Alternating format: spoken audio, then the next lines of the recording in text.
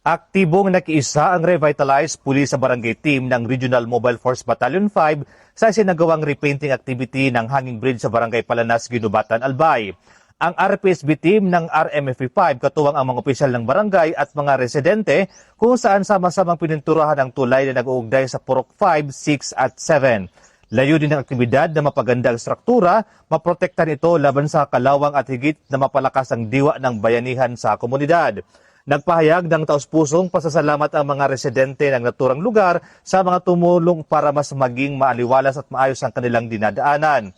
Ayon sa kanila, ang ganitong simpleng inisyatibo ay naghatid ng simpleng ligaya at kaligtasan sa mga residente na patunay lamang ng mas lumalakas na police-community relations at community development initiatives.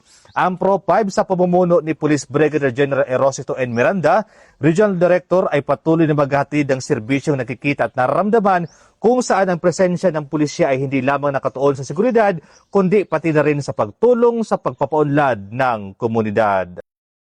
Mula dito sa Camp Brigadier General Civil Ola, Legazpi City, ako po si Police Staff Sergeant Mercurito P. Lubindino Jr. Nag-uulat para sa Police News Network at ito ang bagong PNP para sa bagong Pilipinas, serbisyo mabilis, tapat at nararamdaman.